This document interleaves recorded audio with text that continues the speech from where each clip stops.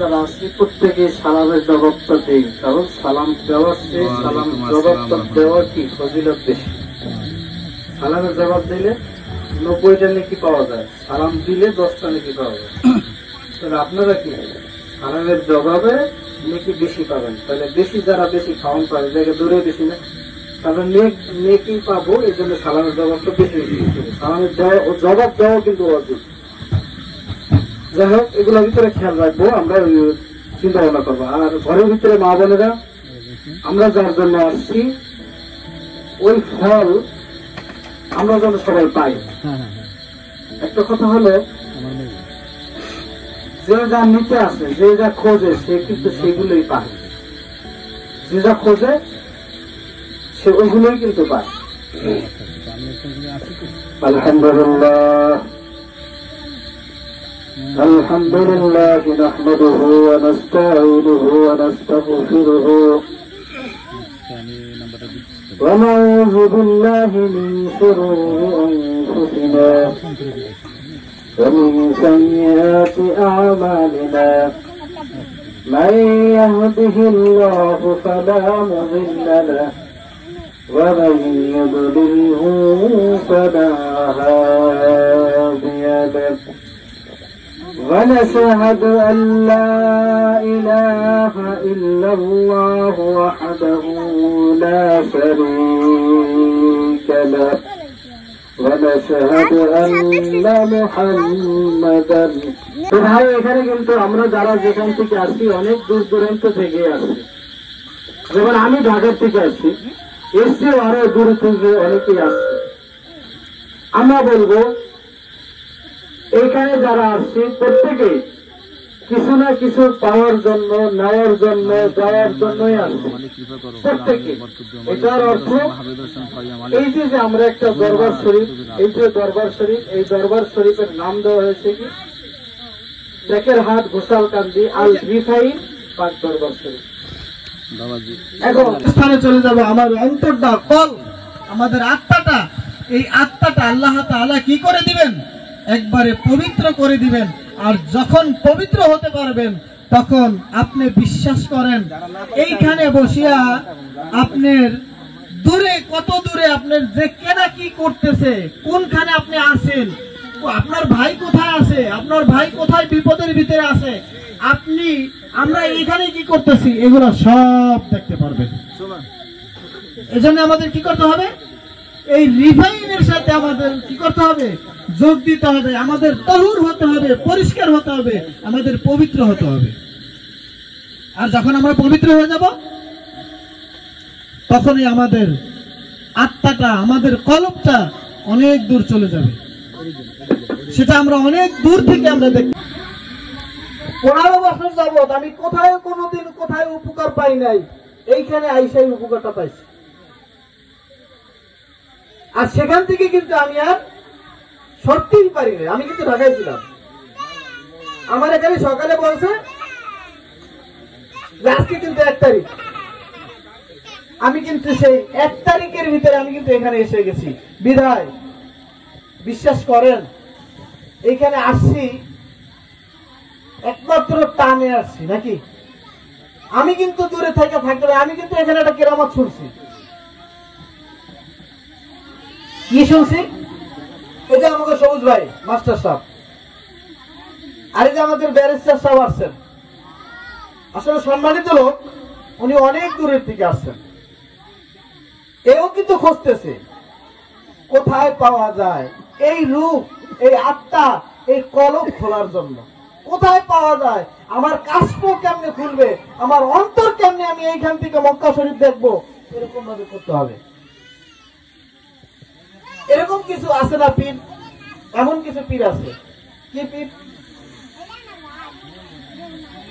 এক বাড়িতে আমি দাওয়াত খাইতে গেছি। তো দাওয়াত খাইতে যাওয়ার পরে ওই যে ব্যক্তি দাওয়াত খাওয়াইতে গেছে ওনার স্ত্রী ভাত তরকারি দিয়েছে নিচে, ভাত দিয়েছেন উপরে। উপরে ভাত দেওয়ার পরে এখন কয় হুজুর খান না? তো বলতেছে আমি কি খাবো বেটা, আমার তো তোর তরকারি দাস নাই। এর আগের কিছু কাহিনী, সেটা হলো তিনি ওনার বাড়িতে যখন আসছে, আসার পরে বলতেছেন, শব্দ করতেছেন, মানে হুই হা করে শব্দ করতেছেন, হে হে এরকম শব্দ করতেছেন। তখন বলতেছে, বাবাজি আপনি কেন শব্দ করতেছেন? তার মক্কা শরীফে কুত্তা ঢুকছে, আপাও দেওয়া। তখন ওনার স্ত্রী ছিল ভালো, উনি বলতেছে এত বড় পীর দেখে আজকে একটু ট্রাই করি। ট্রাই করতে যাইয়া ওই ভাতের তলে তরকারি আছে এটা দেখে না, কিন্তু মক্কা শরীফের ভিতরে কুত্তা ঢুকছে সেটা কিন্তু দেখছে। তখন বলছিল পীর সাহেবকে যে আপনি এত দূর যাইয়া দেখতেছেন, অথচ আপনার সামনে ভাতের প্লেটে কি আছে এইটা আপনি দেখেন না, অথচ আপনি কুত্তা দাঁড়ান কোথায়? তো ভাই এটার নাম কিন্তু রূহ না, এটার নাম কিন্তু আত্মা না, এটা কিন্তু রিফাইন না। এটা কি রিফাইন বলেন? এটা কি পরিষ্কার করুন? এটা কি পরিষ্কার হলো? আমি আমার সামনে কি আছে এটা দেখতেছি না, আমি দূর থেকে একটা জিনিস দাওয়াইতেছি, এটা কি হবে? এই জন্য পরিষ্কার করার জন্য, নিজেকে নিজে চেনার জন্য, আল্লাহকে চেনার জন্য, রাসূলকে চেনার জন্য কি করতে হবে?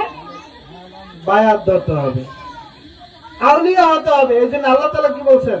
আউলিয়াদের কোনো ভয় নাই। আলা আউলিয়াউ লা খাউফুন আলাইহিম ওয়া লা হুম ইয়াহজানুন। আউলিয়া যারা, আল্লাহর মুমিন যারা, মুত্তাকি যারা, পরহেজগার যারা, এদের কোনো জায়গায় কি না। তখন এখানে সুন্দর বুঝ কি বুঝ পাইছি, এটা হয়তো যার এখান বিগ্রহ অনেক বুঝে আছে, পেট থেকে মনে হয় এই বুঝ পাইয়াই এলাকায় ভালো লাগছে। বিদায় লোকের সংখ্যা বাড়তেছে, অনেক লোকে বাথরুম করতেছে।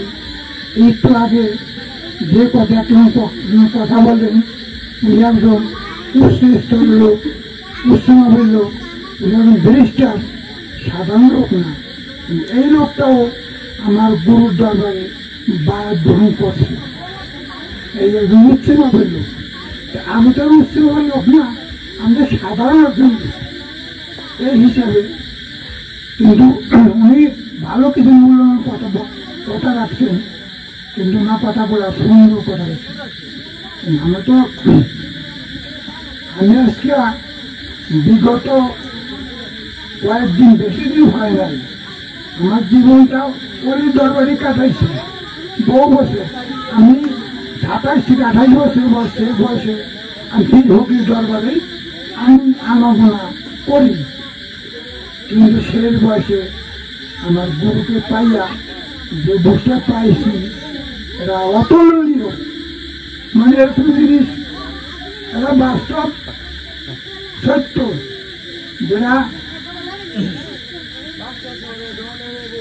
যে কথা আমি বললাম যে কিছু সঙ্গে পূজা আছে করে দিয়া আর উনি করে দিয়া, দিওয়া পূজা আমি একমাত্র আমার জানা মতে আমার মুর্শিদুল্লাহ আমার সেই পাইছি।